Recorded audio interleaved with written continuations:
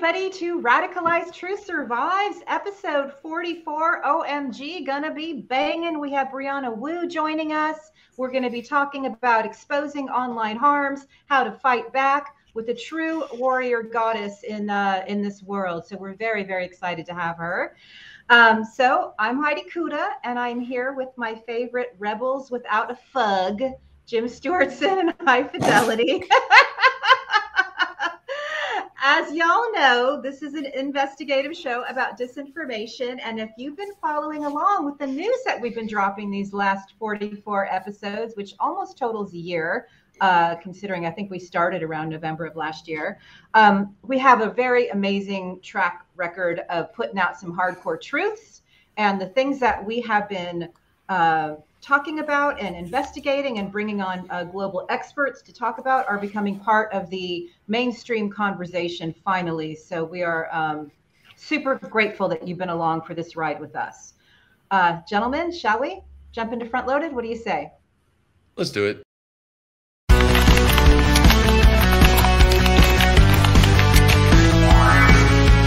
Front Loaded. All right. So I have a briefing kit for you for the January 6th committee hearings. I think it's going to be October 13th that we're going to be following the money with the next hearing. We never know what they're going to drop, but I put together all my reporting, all our live streams, our interview with Jason Van Tatenhof, who famously testified in front of the committee, former Oathkeeper publicist. I put together some Byline Times radio interviews, and if anybody is lag-wagging or forgetting kind of what has been discussed, that's your briefing kit. I'll be tweeting it all week because it's very important that we don't lose sight of all the incredible work that the committee has done in bringing us the facts of the January 6th insurrection. Some of the facts. But definitely. Yeah, well. I would like to give a shout out to Jamie Raskin because, frankly, Flintstones is one of the funniest things I've heard in a hot minute. So, which is funny because that's something I've been saying for a couple of years. So, but yeah, let's just. He got it on TV. Whatever we need to we'll do share it with everyone. To meme the hell. Somebody replied, "Yabba dabba coo." Nice. Well done. Nice. Well I forget who it was, but well played, person. Okay. One of the joies de vivre of the interwebs is the cleverness of people when they're not trying to destroy the world. I've got a quick hit on puppets going nuclear because last night I was staring at the moon asking forgiveness for the fact that we're such lousy stewards of this beautiful earth. And I had a moment in the rundown meeting when we were chatting that in a propaganda war, some nuclear bombs are already being dropped. And these are in the form of propaganda as part of the active measures and the cognitive hacks on our psyche. They're coming from Elon Musk. They're coming from Michael Flynn. They're coming from Kanye West. And just remember, folks, distractions are the last refuge of the scoundrel. That is not a direct quote from Samuel Johnson in the 1700s. He said patriotism referring to false patriotism. But right now, these distractions are being done by scoundrels. And as I asked Jim before we started filming, I'm guessing these guys are having to I'm guessing some favors are being called in from Putin, because why the hell else would Musk and Flynn be doing these things that they're doing? They're on the same team, right? I mean, listen, it's something we've been saying for a long time, but now they're saying it, right? It should no longer be controversial. That these people are pro-Putin propagandists because of the fact that they are propagandizing Putin in the open. Yeah. All the time now. Fucking Elon Musk did a fucking a survey that went the wrong way for him, which was basically pushing Kremlin propaganda. Right. And Flynn is out here doing more than that. He is literally rallying militarized, brainwashed troops for Putin in America out loud. And you know, and we're still out here just fucking like looking around like, man, this is really weird. What's happening? You know, God, it's very fucking frustrating. But you know, at a certain point, when they're literally saying it out loud, you know, the press has to stop ignoring it at some point. Come on. Apparently not yet, but yeah. Well, it depends. I would like to just bring up the fact that for 2 years, I have been saying that Elon Musk is a fucking problem. People have mocked me. They've said, whatever, dude. And now, finally, Elon Musk's own bad behavior is starting to out him as what he is. And I don't hear anybody saying, oh, you were right, Hi-Fi. You know what, Hi-Fi? You're on this show. They're too focused on the people in your basement, Hi-Fi. Oh, yeah, that was fun. I had to go talk to my ward councilman and the chief of police and the local FBI because some of our trolls are trying to get me swatted. Awesome. Good times. Yeah, well, it's good to know people. Moving on. Oh, Hi-Fi does love to have the last trolling word, and we will be talking about that with Brianna Wu, which I'm so excited about.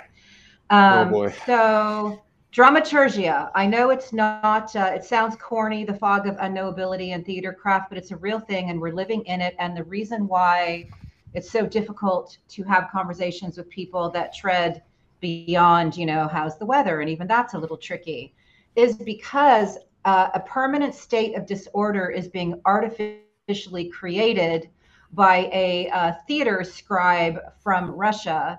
And I have revisited this incredible Vanity Fair article by Mike Mariani. I encourage people to revisit it as well. The fact that we cannot have conversations with our neighbors without things going sideways in just a couple sentences is because people are being fed weapons-grade disinformation in order to create this fog of unknowability and this permanent state of disorder. Stick with us. We're going to get you through this. We're already seeing some changes globally and a global awareness of what's happening, but just stick with us because we're going to get through this. Which brings me to my last item. I started to write a poem last night about how I barely recognize humanity anymore, skulking shadows in a fear-based world. And then I remembered our interview with Volodymyr Demchenko. We are at war. Our job is to stay joyful and sharp and live in a place of compassions. And these bastards are not going to take that away from us. So just revisit that interview when you're feeling weak. Find the things that bring you joy. Stay very sharp. You're going to need all of your positive energy and strength and empathy and compassion to fight back against these weak-ass bastards. Fuck yeah. Hey, it's our first F-bomb of the day. Right on. Okay, so let's go to word phrase of the week, guys. All right, word phrase of the week this week. This is one, actually, Jim and I have discussed this, and if you have ever followed Dave Troy on Twitter, which we highly, highly suggest, you'll know this word. This word is long-termism. And this Wikipedia article is in itself propaganda for long-termism because it starts out with the words ethical stance. Long-termism is not an ethical stance. Long-termism is a philosophy that says somewhere in the future there are going to be humans, and anything we do right now to protect the future of those possible humans is justified. And that is a very dangerous point of view to have. Yes. So long-termism is one of these woo-woo concepts out there, and it relates to a whole bunch of different other things like Russian cosmism, transhumanism, things like that, right? So long-termism is basically the idea that since there are going to be so many more billions of humans in the future than there are now or in the past, the only, quote, ethical stance is to only worry about the future of humanity instead of ourselves, right? Or the short term of humanity. And it's basically a way for extremely rich people to say, you know, to rationalize the idea that the here and now and that short-term policies that hurt people, that, you know, genocides ultimately and things like that are justified, is because the future of humanity is all that matters, right? Now, if you start to break that down, you start to get into eugenics, you start to get into all kinds of very, very bad ideas, because what you're doing is saying to people now, you need to sacrifice for these people in the future. And if you don't, that makes you a bad person. And it's a psyop. It is propaganda designed to make people act in ways against their own self-interest, which is what fascists always do. I would like next week to talk about Saganism. Carl Sagan quotes. I've just been staring so much at the moon and the stars, and the fact that he says that we are made in the interiors of collapsing stars and we are made of star stuff. I just always feel like all these people out trying to promote philosophies that are so destructive are trying to become masters of just this fraction of a dot on which we live. And I love Carl Sagan. Yes, I do too. But what's important about what Sagan was saying is we're fucking dust. Yeah. That's it. Like, yeah, it's cool to know that we came from stars and shit, right? And it's nice to feel that connection, but we're fucking dust.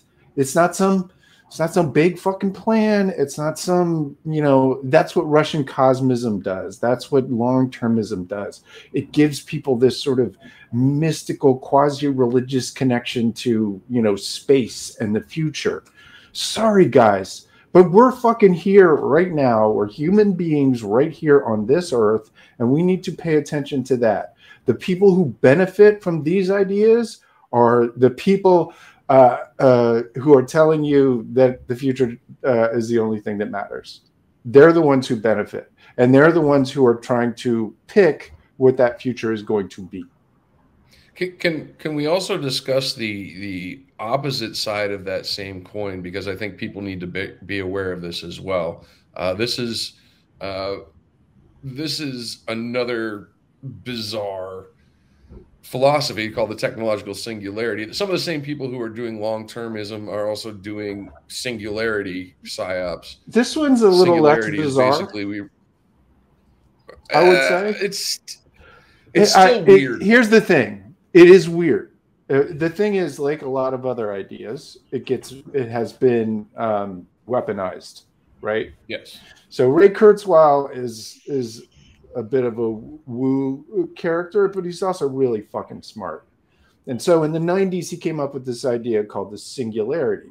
It was sort of based on Moore's law. Moore's law is that, you know, computing power goes up exponentially over time, and that hasn't stopped.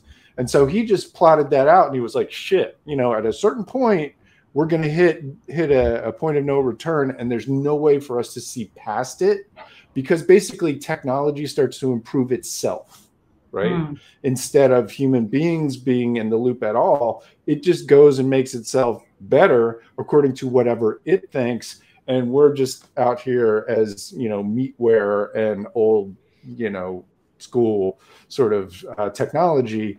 And there is something very important about that idea, because there really is something called exponential growth and exponential change. But what the problem with his idea is that because it puts a point in time, and he puts it at like 2045, that there's no way to know what's beyond it, because we will be so much more powerful then. What that does is creates basically a technological end times, right? A nerd apocalypse. after which we have no idea. And so all the stuff that we're doing now is really just set up for that, right? The global warming, whatever, we might lose a few feet of sea level, but we'll be fine in 2045. And, none of that matters because we're going to be these awesome robots. That's basically how it gets weaponized. So it's sort of the nerd version of Christian fundamentalism, where there's this higher kind of power that is all that really matters.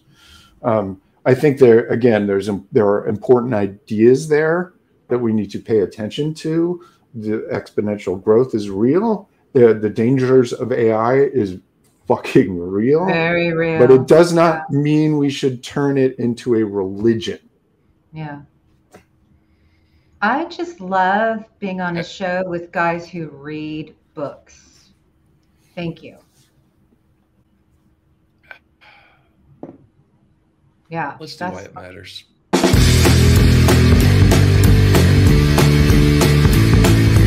Why does it matter? Why does it matter? Why high fidelity? First story this week, I'd like to remind our audience about something that happened last month. And this was, you remember the U.S. investigated the fake heiress who infiltrated Mar-a-Lago? Word. Well, last week, her associate, Valerie Tarasenko, was shot outside of a resort in Canada. And this was after Mr. Tarasenko had turned informant and had provided documents and details to the FBI. So somebody sent the cleaners. They sent them late because he'd already turned over evidence, and they weren't very good cleaners because Mr. Tarasenko has survived. And I bet he's going to be really, really angry. Now, I'd like to remind our audience of something else that I discussed in one of our earlier episodes that has to do with stolen credit cards. So here's that clip. And here's my conclusion. Basically, we're looking at a highly advanced mix of both possibly scripted and fake and also legitimate donation behaviors. This is a cursory investigation. It requires a more in-depth and exhaustive investigation by financial authorities. And due to the fact it's multinational, the Department of Justice, FinCEN, and FinTrack would all have to be involved. And they should examine this fundraiser very, very specifically. And I think they should examine Give, Send, Go, and Stripe and how they interact in general. All right. So remember I said that. Well, if you read through this article, I'd like you to see the important part right here. They ran a nonprofit, United Hearts of Mercy. Aw, sounds so sweet. Doesn't it, though? It's for impoverished children. It's for the kids. Oh, that's nice. And the Miami operation was actually a front for organized crime in which they took in hundreds of thousands of dollars during online donations, utilizing what? Stolen credit cards. What? Geez, Look. Hi-Fi, I'm getting like a flashback of you predicting this and talking about this. Yeah, it's almost amazing how people forget that I discuss these things. All right. Well, hopefully people will start to see the pattern. Look, fascists are not smart. Fascists are not original. Fascists do not come up with new and innovative things. They rehash the same playbooks over and over and over. And that is what is happening here. That's why it matters. Right on. Jim, any word on that? No. It's pretty self-explanatory, right? It's pretty self-explanatory. I don't need to chime in on that one. I just need to explain. When we have the rundown meetings, we're listening to Hi-Fi. I told you. When was I talking about that? 8 months ago. And we're like, we were there, Hi-Fi. We know. And you were right. And our financial consultant, Martin Scheel, ex-Fed, retired criminal investigator for the IRS, explained that Hi-Fi was really onto something, and here you go. So well done, Hi-Fi. Moving on. What's next? Moving on. Our next one is Scheißetech. Scheißetech. Yes, Scheißetech. But this one comes from the German ZDF Magazine Royale. And I don't believe that there are English subtitles on this story yet. So I would like to show you the tweet that also relates to this. This is from someone I respect. This is a fellow named Scott Stedman. Basically, the gist of this story is the governmental cybersecurity department of Germany was getting their technical consulting done by a KGB front tech cutout. I mean, you want to talk about what? Yeah. So we report on these stories week after week, and by now, kids, you should see a pattern. You should see a pattern. Yeah. I mean, he's been putting this network in place for decades, right? And now he's just activating it. Right, lighting fuses every which way. Yeah. I mean, another, two more data points I'd like to offer our audience about Germany. One is that a tech oligarch named Ralph Dommermuth gave the largest political donation in CDU history. I believe that was in 2017, 2018. What's a CDU? Second data point is shortly What's after the CDU? that. Oh, I'm sorry. CDU is the Christian Democratic Union. It is the center-ish, maybe center-right party of Germany, right? Shortly after that donation went through, the AfD, or Alternative for Deutschland, which is their far-right fascist party, far-right party, won a local election. You don't have to say that to the side. Well, we understand why you would. The AfD? Yeah. Okay. Yeah. All right. So what happened then? Anyway. What happened then? They won a local election by one vote. One. Now, I would like to point out a corollary.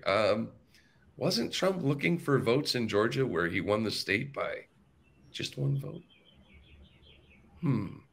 Playbooks, people. How corporations continue to use the same playbook in avoiding actual regulation by doing crap like this. This story is never trust the Cybermen. Oh, look, all our tech companies. We pinky swear never to put weapons on our robots. Trust us. We promise. We mean it.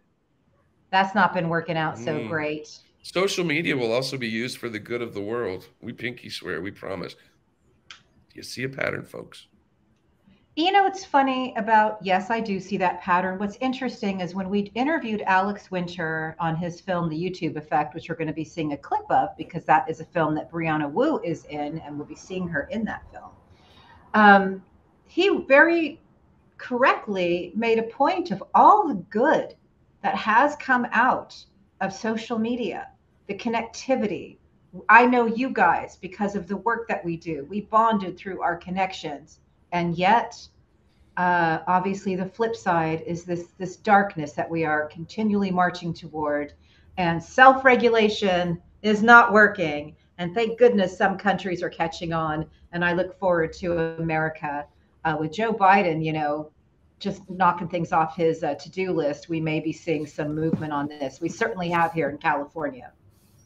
I just want to make a distinction between social media and as a concept and what we're seeing right now. So what we're seeing right now is a weaponized, metastasized version of social media. Social media it just means there are people that connects to each other over the internet, and there's fucking nothing wrong with that at all. All kinds of amazing stuff has come out of that. What the problem is that idea was then that people said, ooh, what if we just took all of those things and weighted it towards getting people really angry with each other?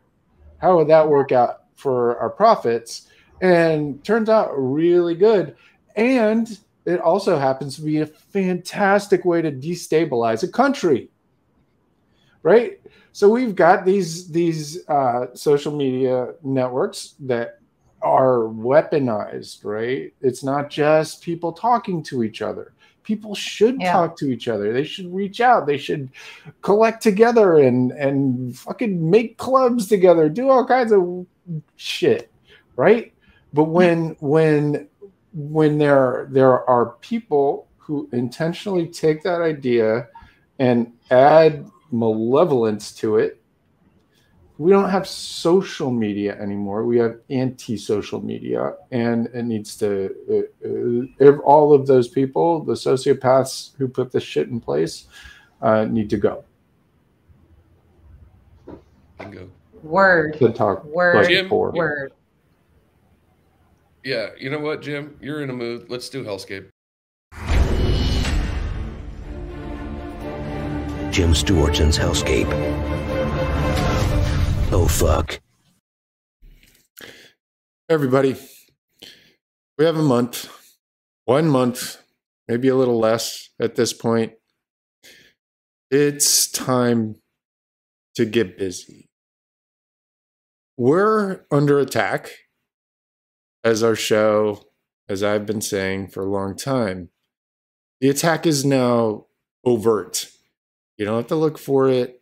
It's right there.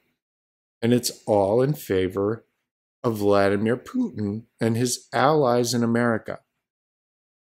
So what I'm going to talk about in this hellscape is the fact that it's Vladimir Putin who's on the ballot, right? It's not even democracy. You don't even have to like democracy. You just have to not want what Vladimir Putin is selling. Now, these 12 motherfuckers are still free, running around, financing, planning, operationalizing, propagandizing fascism. MBS just refused to release oil, as he said he would, in order to hurt Democrats before the midterms. We all know what the rest of these motherfuckers are doing. Running around. Whatever. We can't fix that. At this point, we got 4 weeks. So what do we got to do? We have to step up and make sure these fucking midterms reflect the will of the American people and not these guys. Now, what is Vladimir Putin doing right now? He's bombing our friends, the friends of our show, people we've grown to care about. He's bombing them for no reason other than his pursuit of power. That is the definition of fascism. He needs to be taken out, one way or the other. But in the meantime, you've got this fucking traitor and his network of operatives who have been spreading Russian propaganda for years and years, but are now just openly doing it. So recently, Zelensky said something about a preemptive strike of sanctions on Russia to prevent them from launching nuclear war against the rest of the world. Mike Flynn, as all good propagandists do, picked up on that phrase and decided to turn it into a giant Russian psyop. So here it is, condensed to 2 minutes. I was very pleased yesterday to see that you responded to these escalations in the nuclear war. Part of that, I think, is again, the psyop of keeping people in chaos and fear and all of that. But part of it is very real. And we had yesterday Lindsey Graham, then John Bolton, then Zelensky himself, all within a matter of hours, put out statements or tweets or came out saying that they wanted to a preemptive strike or a regime change on Russia. And I'm thinking at this point, nobody's talking about peace. Jumps on that phrase. Putin, but he sees the new world order with their eyes on Russia, like Russia is a piece of steak that they're just going to slice up. That the new world order, and when I say the new world order, that's the European Union, and then the United States and parts of the West, right, like Canada and even Australia now and New Zealand. But so this new world order is made up of that crowd. The World Economic Forum is made up of that crowd, and is part of that crowd. Putin sees that group looking at Russia and saying, and he's saying to himself, I'm not going to be a piece of meat that's just going to be sliced apart and destroyed. If I always have had to put my feet into the shoes or the boots of any enemy that I ever was going to face. That was my job. And so when I put my feet into the strategic boots of President Putin, and I look at what he sees through his lens, I see this new world order takeover and this discussion about a limited, quote unquote, limited nuclear strike. There is nothing limited about nuclear warfare. And nobody said there was. But this fucking traitor decided that he was going to take the opportunity to run a psyop against Zelensky in a time of war. How does this guy still have 3 stars? Secretary Austin, you need to recall him and take him out. Now, Donald Trump, after 7 years of literally being Vladimir Putin's puppet, he's still out here doing it. Now, you're about to hear from Christina Bobb. Christina Bobb, if you recall, is the lawyer who said there were no more classified documents in Mar-a-Lago. And what's she doing? She's a reporter for the only network that will still cover Trump rallies. We try to pretend that we take the moral high road, and then you have someone like Vladimir Putin come out and say the West is pushing satanic values with gender dysphoria and all of this confusion. And you go, well, you know. Yeah. They said Russia, Russia, Russia about me, and they were working with Russia. This could only happen to Trump. And say, First Lady, I want to tell you what they said in the dossier. And that would not work out too well for most of you men in the audience, right? It was Russia, Russia, Russia, Ukraine, Ukraine, Ukraine. And then it was the Mueller witch hunt where the conclusion was no collusion. Think of that. The conclusion was no collusion. Do you think Biden could say that? I don't think so. Oh, when I felt it in my blood. I just felt it in my bones and blood. So the rest of this rally was as nuts as you can imagine. But he went on an extended rant about Joe Biden's stutter. And how Joe Biden is not well. Anybody remember in 2016 how Hillary Clinton was real sick and she was falling all over the floor and having kind of seizures? Guess who made that up? Vladimir Putin and Mike Flynn. They ran that in 2016 against Hillary Clinton, among so many other things, including, speaking of Satanism, Pizzagate.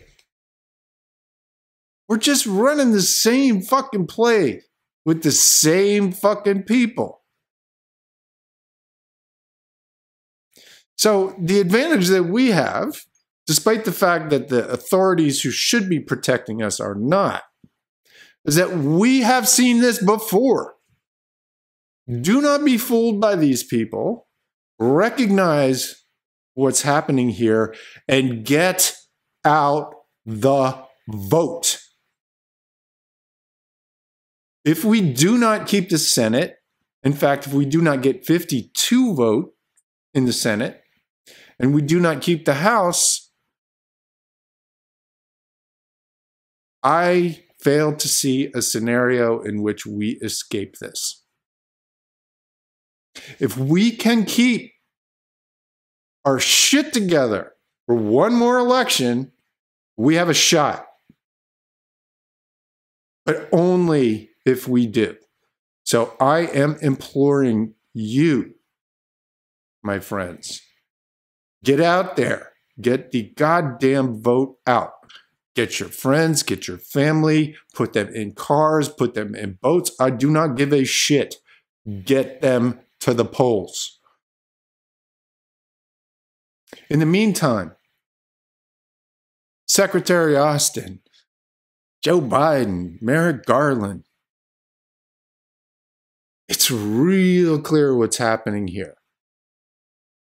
There's a lot of us getting pissed off that you're not protecting us. So, lots of progress being made. We see you. We see that you're working on it. But you need to understand how serious this is. Time to go. Everybody, let's fucking go. Arrest Mike Flynn. But I think for me, obviously, Gamergate was when I really realized something was going off course.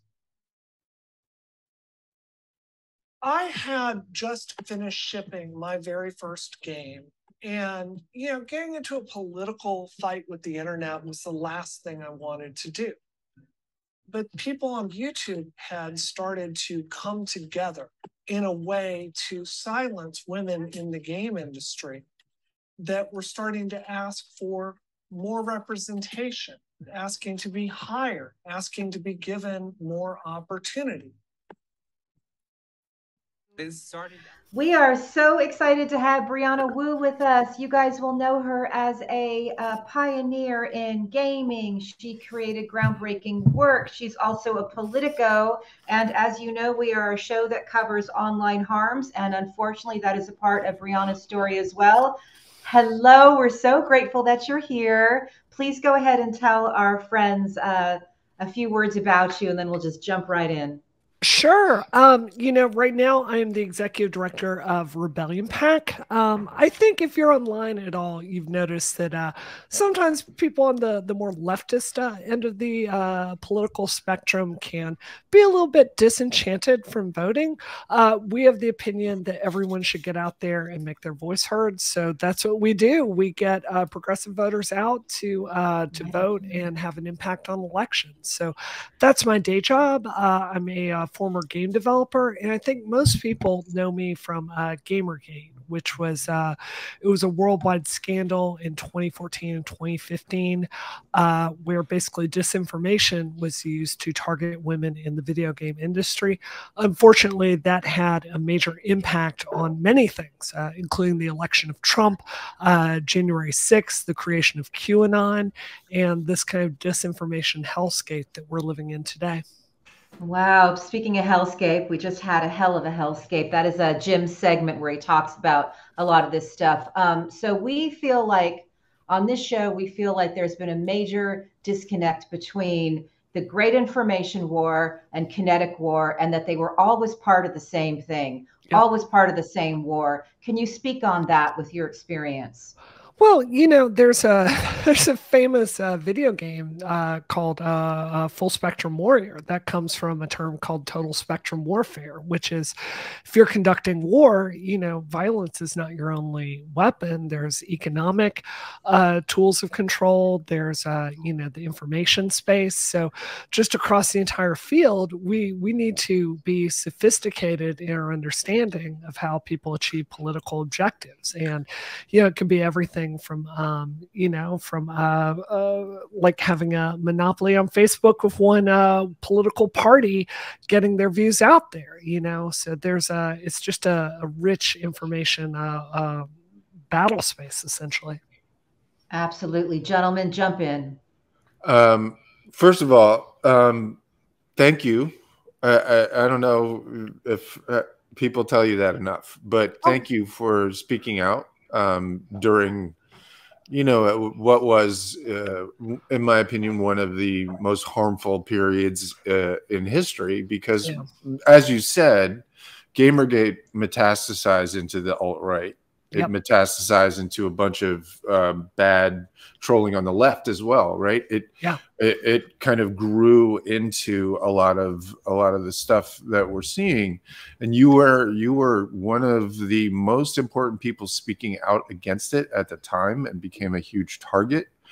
And that I've experienced a version of that, not to the extent you have by any means, but even some of the same people, believe it or not. Yes, I can. And if I could just say something about that, of course, please. First, I must say, people say this to me all the time. I've experienced this. It's not as bad as what happened to you. I hate it when people say that, because it really minimizes what their experiences are. And this is always traumatic. So first of all, I'm sorry that this happened to you. Secondly, the reason why we're still talking on Gamergate today is not because it really matters that people sent me death threats and rape threats in 2014 and 2015. What matters is the policies that were set. I literally had the FBI in my living room, and I told the FBI point blank, after Congresswoman Catherine Clark got involved and had really wanted them to take this seriously, I said, look, if you do not act on this, it's going to become the norm in American politics. You're going to have people just casually throwing out death threats, rape threats. You're going to see this disinformation playbook taken not just for me, but for everything. So we have to act here and prosecute to set a precedent. And that's why I'm so frustrated that despite multiple talks with the Eric Holder Justice Department, we could not get them to act. We knew who sent these death threats. We knew who sent these rape threats. And the fact is, Eric Holder failed at this. Yeah, they confessed on video, right? They did. They did. So, you know, it's really, really troubling, because now, as you said, there are people on the left that participate in this. Yes. It's part of this toxic political conversation that we have that's not good for anybody. Anybody. Yeah. Anybody. Thank you for that. Thank you for what you said to me. What they direct at Jim is so vile, and daily they got him troll brigaded off of Twitter, and they still attack him daily. And again, many of the same characters. And I'm in local community politics, and I am watching the escalation of the vitriol, and I'm watching the escalation now in real life jump offline into real life, as it did to me in 2018. And we have been begging on this show for there to be regulations, prosecutions. In Japan, they're actually finally incarcerating people causing online harms. We're seeing the EU take it more seriously. We have to back up a second for our viewers who may not know what Gamergate was, and just give a quick summary. We've talked about it a lot on the show, and if it's not too much, if it doesn't dredge up too much PTSD, please say a few words. If it does, then we'll just move right on.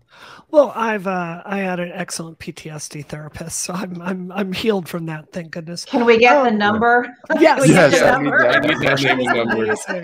She's amazing. She's very busy these days, as I understand it.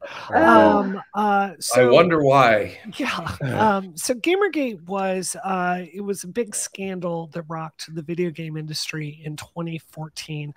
It initially started with a woman, a feminist YouTuber by the name of Anita Sarkeesian, being targeted for producing a video series called Tropes versus Women, just looking at the way women were reflexively treated in the video game industry.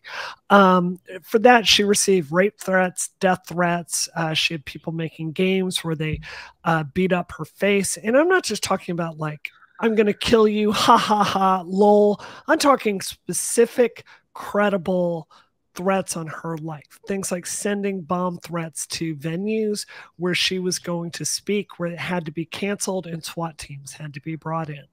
That playbook was then copied over to Zoe Quinn. It was then copied over to me. So I want for you to imagine, like, it's not just having literally thousands of Twitter accounts explaining how they're going to rape and murder you every single day. It's having people send you fanfic fantasies, how they're going to keep you alive and cut the skin off your body and make you feel it, to like posting your home address with like maps of how people should come in and kill everyone in the house, like the path they should go through.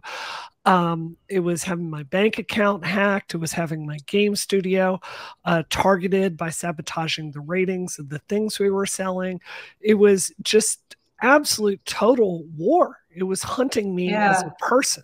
Right. And, you know, obviously you can't go through something like that and not have PTSD. It had horrible effects on my marriage. It had horrible effects on my game studio. So, you know, it really was swear to God war. And what is so disheartening about that is many of the people involved in Gamergate, Steve Bannon, Milo Yiannopoulos, Mike Ceranovich, all of these people went on to become formally part of the Trump administration. You saw QAnon. QAnon happened because of 8chan. 8chan happened directly because of Gamergate. So basically, you had all these people take the formula of Gamergate and then use it on national politics. That's why our politics these days are so poisonous. Go ahead. No, I mean, that was the most beautiful summation. Jim? No, I was just nodding my head in agreement. Steve Bannon and Milo saw what was happening on Gamergate, right? And they thought, that looks awesome. Yeah. Let's publicize that. Let's make it bigger. And then let's extend it beyond misogyny, right? Because it started with misogyny. Red pill, right, used to mean I hate women. And it gradually over time became a white nationalist sort of slogan, right? So it kind of metastasized into the alt-right, and that was Bannon and Milo who basically made that happen. I think that's a really important piece of internet history. Yeah, go ahead. Well, no, but just the fact that she went through and even though I'm glad to hear that you recovered, I know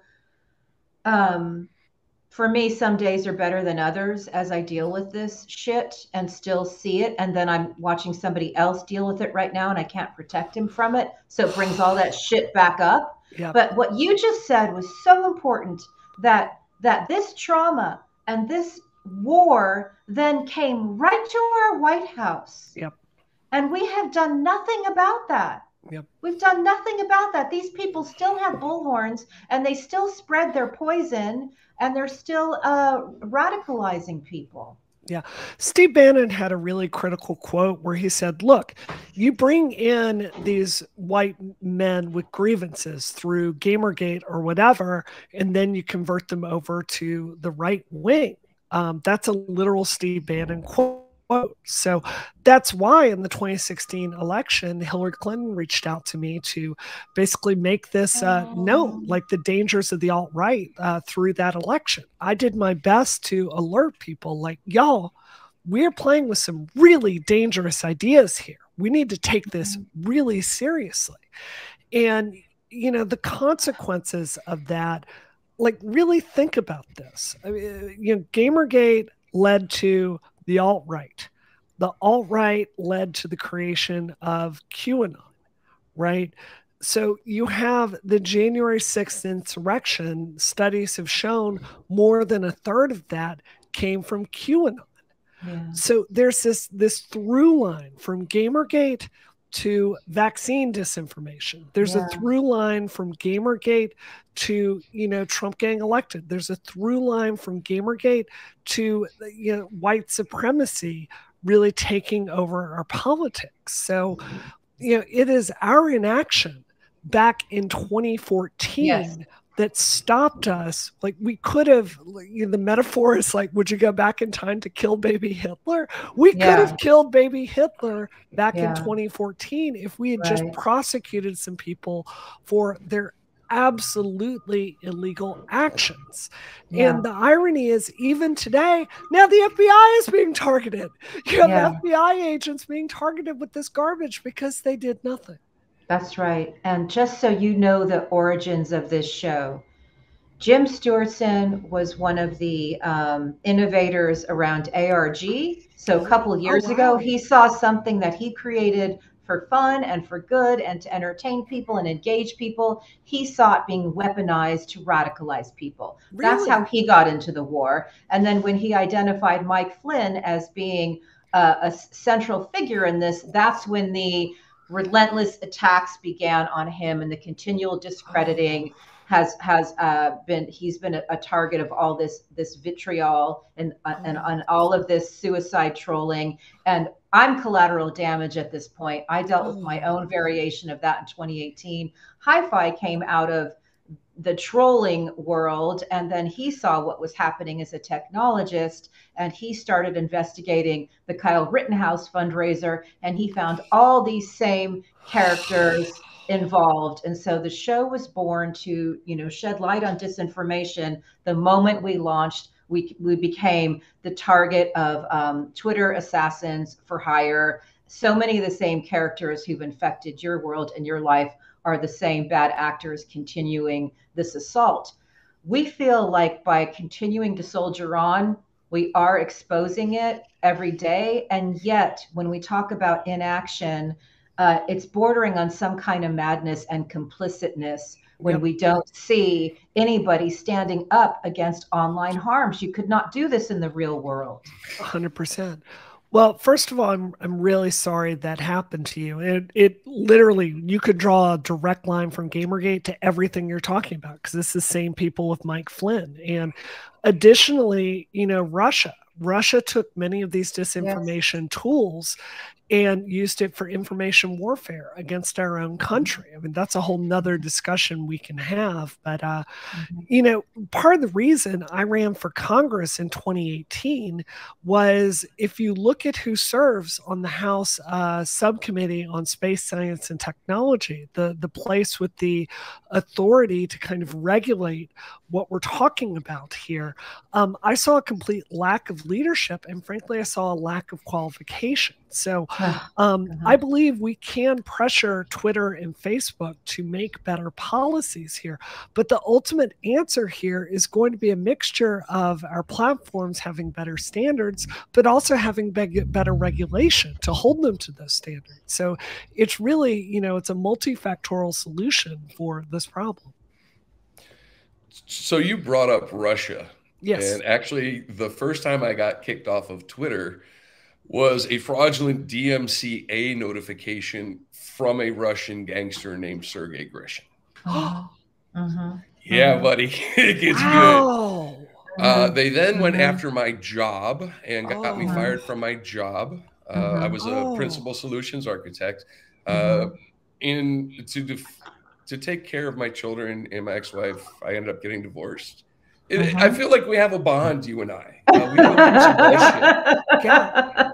And yeah, you went up against the final boss first. I mean, I went up against Milo first. You went straight for the Russian gangster. So here's something interesting. You just stated that people threaten to peel the skin off of you. I grew up on something awful, 4chan. I actually went to Google+. I ran LARPs on Google. We destroyed white supremacist groups. It was a blast. We got investigated by Google. Google shut down Google+. But what you said was someone was going to peel the skin off of you. And that's funny because I remembered that threat, and I trolled the people directly who ran QAnon. And I used that threat. And they got all bent out of shape about it. And that just, I'm sorry, I used their same fucking tactics against them, and they freaked out. Well, that's the only thing I could do. No regulation. Where are the laws? Where's the enforcement? Where's anything? Hi-Fi's philosophy has been to become the bigger gangster and the bigger troll, and and has suffered the consequences for it. He's been knocked off of Twitter 18, 19, 20 times. We've forgotten how many. And he has been going specifically head to head against these operatives. I mean, there's no, I feel like troll is such an antiquated word at this point. It doesn't have the power of the large scale subversion activities that we've been seeing. And you brought up Russia, and we have to talk about it because I just did a investigative report for Byline Times on an operative named last name Ianov, who was funding as an FSB cutout both the extreme left groups in America, extreme right. He was funding the Cal Exit, California Secession. This guy was funding far left African American groups in Georgia, Florida, bringing them here to California to protest. And so all these inorganic things that we're seeing that are removing the center and making us hate each other, there is evidence that there is, Russian backing on that, which won't surprise you. Yep. But again, this is an information war that's having real world implications. And also we're watching the kinetic war in Ukraine and all of these American people being Putin sympathizers. And we can't separate the two. Yeah. Everything that you've just spoken about is woven into what I'm talking about today. 100%. So I want to take that one at a time. First of all, with you talking about troll being a weak term, Massachusetts tech journalist coined a term for this that I really like, where it's not trolling, it's emotional terrorism, right? Okay. The goal is to find someone and make the cost of speaking out so high. The smart move is to be silent. So I think that's a much more neutral and accurate term, personally. As far as I call them internet terrorists myself. Yeah, 100%. Emotional terrorism is great. Yeah. Yep. Secondly, you are so dead on with that. Richard Stengel wrote, he was a former person under the State Department under Obama, wrote the textbook on this called Information Warfare that everyone should read. And, he talks about how their goal here is not to invent divisions, right? Their goal is to find divisions wherever they exist in society and drive a wedge in it. So we are not united against Russia or other countries. We're divided against each other. So it's so much cheaper for Russia to just hire a room of bots and people just spreading disinformation and making it so we can't tell up from down. It's cheaper to do that than it is to try and conduct traditional warfare against the United States. This is the new frontier of warfare. And the truth is we are losing this war. And it's so frustrating because Facebook and Twitter are not taking it seriously. They are weaponizing our ideals against us. Here in the United States, we do believe in free speech. We do believe in open expression. Do you think for 2 seconds of Vladimir Putin would allow the kind of anti-American, institution destroying speech that he's put here in his country? Of course not. And that's what makes this so difficult to solve. They're weaponizing our own ideals against us. Asymmetric warfare, right? Yes. Irregular 100%. warfare. I mean, 100%. Flynn called them digital soldiers. Yep. Right. And I need to bring Russia into this. I'm sorry. Yeah. Twitter and Facebook both were funded by a fellow named Yuri Milner. Yep. Yuri Milner is Usmanov's bagman. Yep. So what you just said, no, that's what this is incredible. I'm overwhelmed with gratitude because of the clarity that you're bringing to these subjects and our viewers. But we just interviewed a Ukrainian filmmaker who's now a soldier. He's so brilliant. As we said earlier, he can quote Aristotle and Dante in the same sentence as a soldier in the war, right? He said that Russia is using our freedom of speech. They see it as a weakness. Yep. And they are exploiting our weakness. And this is in a country that has no freedom of speech whatsoever. And that if Americans just took 24 hours to watch what they say about us online in Russia, there probably would be a lot fewer, because they're saying to nuke us right now, probably be a lot fewer Putin sympathizers. Although, as Jim has written about for years, and he's got a great film called American Mindfuck, which we'll send you, that is really, I think, very important. People are under undue influence. And so that is our fight too, how we bring people back from the undue influence of this digital poison that they've been absorbing day after day in their various ecosystems. I'm here in Southern California. I'm finding it difficult to have conversations beyond hello, how are you? Yeah. The weather is lovely, because you start to hear half a sentence and all of a sudden my antenna's up. This person is mind fucked by QAnon. Yeah. Clearly. And they're everywhere. Yeah. I think that's just it, is to divide us against each other. Well, I mean, obviously the fault here are the platforms, right?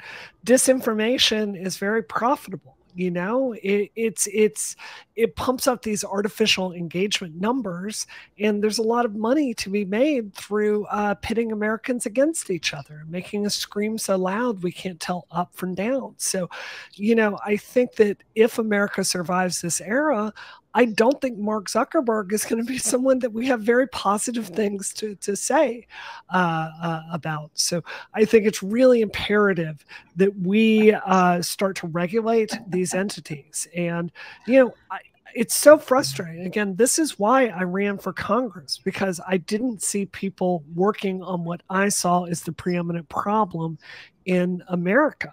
And, you know, the system is so built to elect people from, you know, the traditional Democratic Party. If you come from the tech industry and you're coming in there and trying to win, it's just stacked against you in a million different ways. I don't see this changing until we have more technologically literate people helping pass policy on this.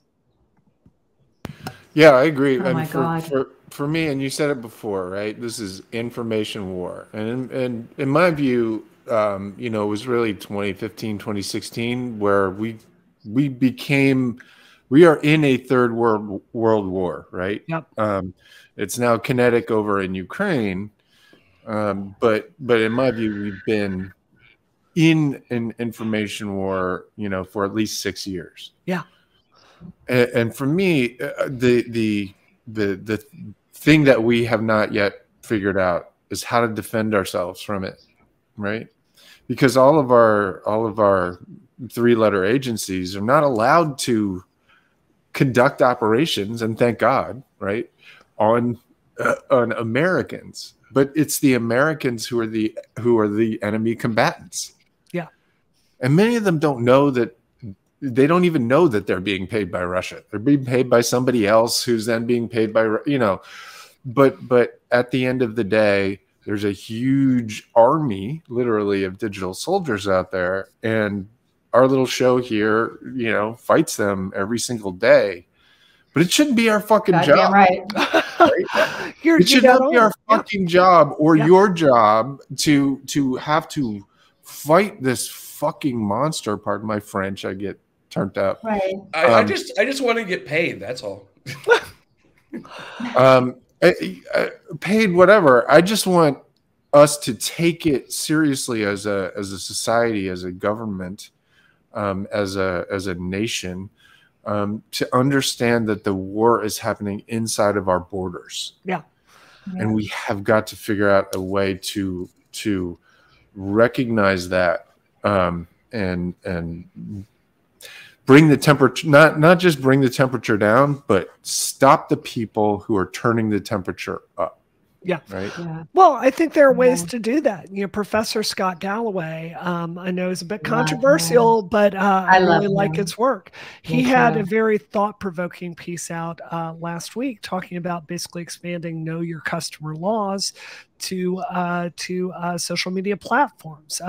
You know, I would never begrudge someone from having an alt account on Twitter or two. Like, let's say, you know, I'm a queer woman, a LGBT child is growing up and needs to express themselves anonymously. I don't have a problem with that, but maybe we could look at having a few laws around running, say 25, 100, 200 bots to spread disinformation. You know, maybe I think there are common sense things that we could do as a country that allow us to stay on this principle of free speech and have an open discussion, but also crack down on these, basically this artificial engagement. Something Yes. I believe very, very strongly is, look, I come from the tech industry. There are so many people in the tech industry that I would describe as information idealists. You know, this is the old school argument, like, oh, more speech is better speech. Just let people talk. The best ideas are going to win. That's how you defeat Nazism. You know, I don't think that's realistic. No, You know, studies don't No. back that up. We can't be information idealists. We need to be information realists. And the truth is, if we as a country are going to have an intelligent discussion about white supremacy or Nazism or what our role should be in the Ukraine, we have to get the bad faith actors out of that discussion because they're making it seem like there's consent for ideas where there is none. That's right. And in Germany, they have laws against hate speech because they've been through this before. Correct. They've seen this show before. Why, Brianna, do you think that we have not had success to this point when we can see the monster right in front of us? They're coming right at us. And what do you think has been the holdup? Because we, again, here are, doing this with no protection. You know, the work that we're doing to try to get this information out, we are just, Can I speak frankly on this? No disrespect to older people. Like, I'm not trying to be ageist, but it is a fact that the three top leaders in the Democratic Party are 82, 82, and then 83. Yeah, we have a president that is definitely on the older end of the spectrum. There's nothing wrong with getting older. I'm 45. I know that I have a lot more judgment today than I did when I was 25. This is good in many ways, but one of the ways it's bad is they are not digital natives. They don't see this stuff. They don't understand this stuff. It's not a personal fight for them the same way it is for people that spend a lot of time online in their social square. So I do think that we are long past time for the need for new leaders that can understand the biggest challenges facing America. I think they're stuck in an 80s mindset about what war with Russia looks like when it's nuclear missiles in a tank battle roving across Europe. The reality is today it's bot farms and disinformation and Facebook accounts. So I think we need a different leadership structure. And what that looks like to me specifically is the Science, Space, and Technology Committee regulating these platforms more aggressively. It looks like the FBI, as best as I can tell, there is no one in the 30,000 agents they employ in the United States. There's no division there to prosecute these highly visible, highly credible death and rape threats against people. We have laws for it, but we don't have a prosecution bureau set up to actually do things about it. So I think that if you can start prosecuting some of these high-profile cases and have an apparatus for creating technology policy that does balance the need for open expression and free speech with stopping these things that harm open expression and free speech, those two things are going to get us a lot closer to where we need to be. Brilliant. Can I just bring up so we had Paul Mason on our show, incredible anti-fascist activist, and he said, to be honest with you, the First Amendment gives people the right to advocate for genocide, and the Second Amendment gives them the right to do it. And I think for me, and I think what you're saying about age is important. I'm 53. I'm edge case boomer over here, right? But we're still seeing free speech, as you said, like it was in the 80s. And my mantra is harmful speech is not free. Yeah. Right? Because the person that it's harming is paying for that. Yeah. And so if you say speech that hurts somebody intentionally, that's not free, and we should stop calling it free. Yeah. Right? And the explosion of guns, the fact that the speaking of the Russians infiltrated the NRA and has exploded it into this metastasis where we have tens of millions of AR-15s in the country, is all part of the same idea to take these divisions, to take the structure of America and divide them. And sorry, that was not really a question, but no, it's well said. I couldn't agree more. But I just wanted to see what, because it really gets to the heart of it. I want to be free to speak. Yeah. And I can't because of somebody else's free speech, right? Because it's not free. It was not free to me, and it was certainly not free to you.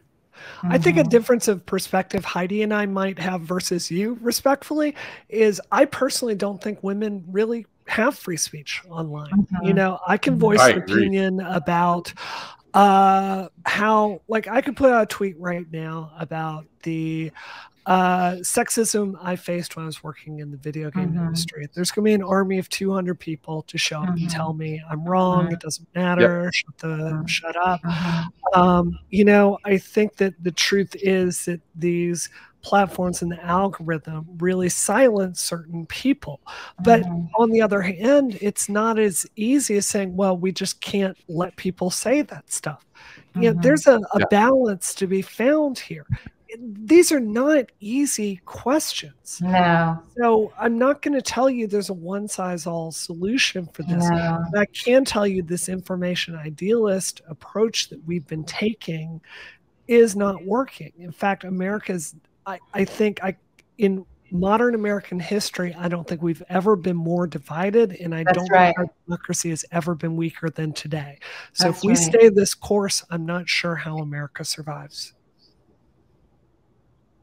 Amen. Here. And I know we only have 1 or 2 minutes left, but my daughter has had me lock down my account from people being able to comment who I don't follow, and it's been the only way that I can mentally deal most days, because as an investigative reporter, there are people who are not going to like the truth that I'm spitting out. And so what you just said was really incredibly important. And there's also a toxic level, like the toxicity that Jim has dealt with is, for me, overwhelming most days, and I don't know how he handles it. And there's also that toxicity that's directed directly at women to make us, really insecure, and really pointed misogyny. And yes, we know much of it is an op, but what you just said to me, my first thought was, well, first we have to defeat Russia.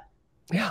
Because if we defeat Russia and we defeat Putin, a lot of this goes away. Not all of it, but a lot of it goes away. And so that was my first thought. And I think that would be good for the globe, because as our Ukrainian friend said, Russia's lies are literally killing the world. Yeah. I do want to say, though, like, it's cheaper to do this than conduct conventional warfare. So even if Russia stopped doing this tomorrow, America has other enemies. And I think this playbook would be continued.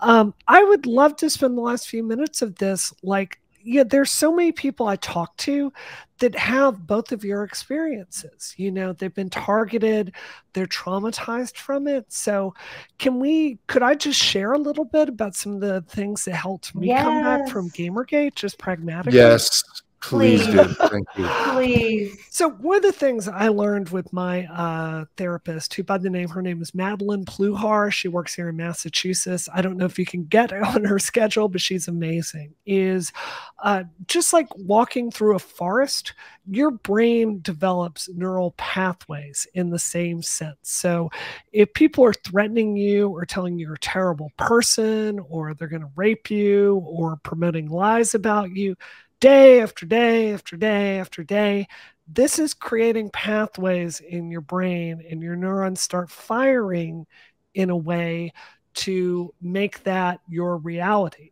It changes your conception of the world. It amplifies your anger, your depression, your hostility. So, Heidi, what you're doing there, disconnecting from that and making it so you can't see it, I want to tell you, that's not weakness. That's not you not being able to take it.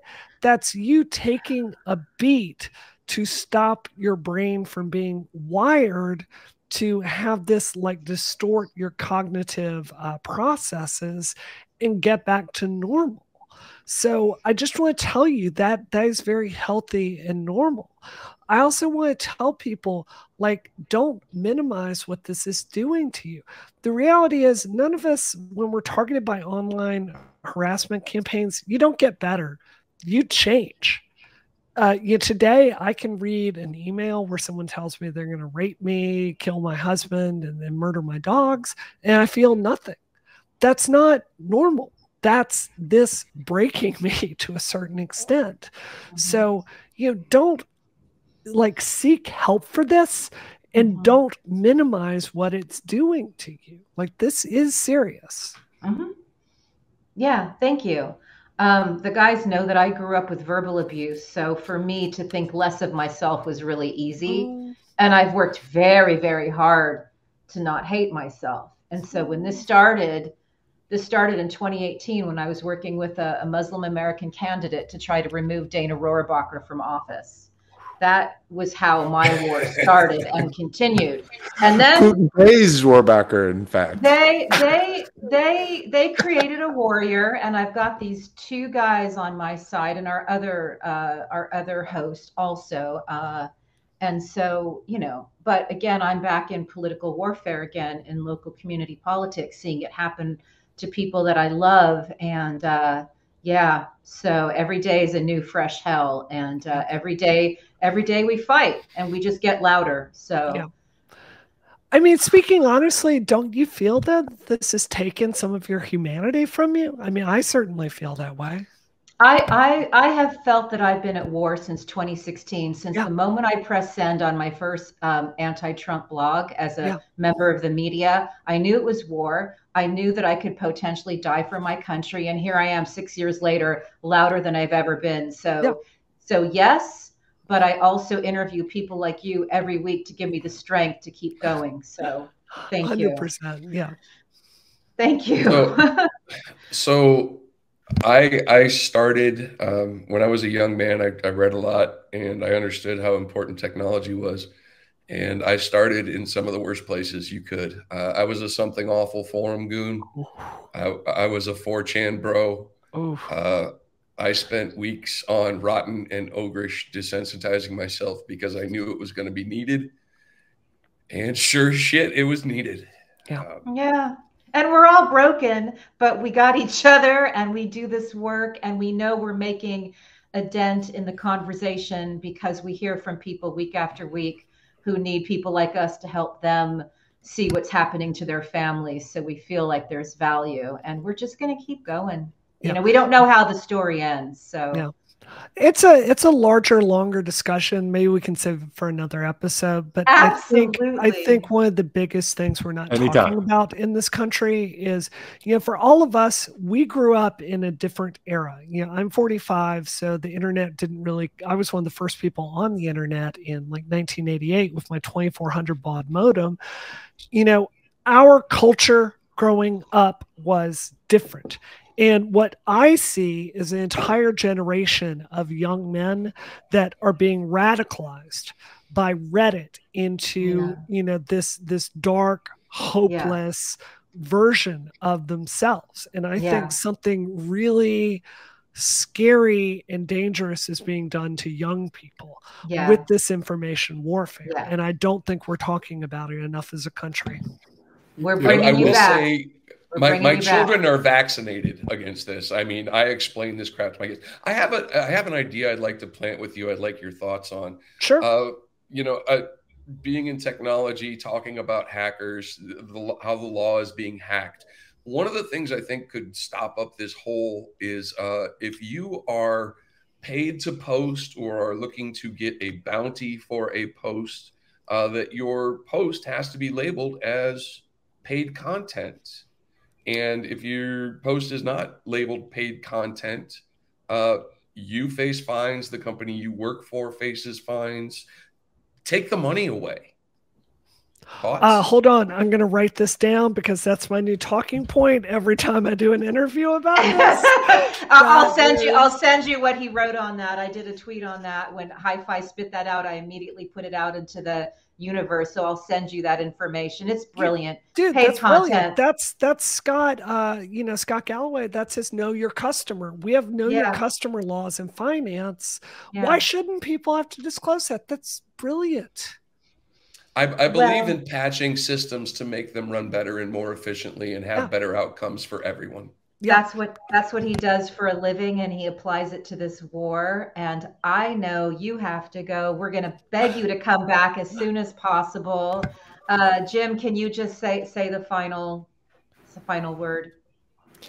Yeah, my only final word is thank you. I mean, going through this for 8 years, fighting this fight, is a remarkable thing to have done. And the fact that you're standing up and still fighting says so much about you. And I'm just very grateful that you came on the show.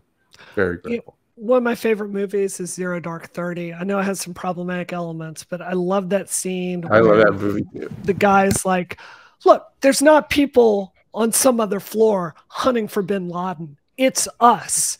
Yeah, we've got to go out there and do it. Yeah, the truth is, like, look, I'll vote for him, but Nancy Pelosi, Chuck Schumer, and Mitch McConnell are not coming to our rescue on this. No. People like us understand the stakes. We understand what's really going on here, and we have to conduct our own total spectrum warfare.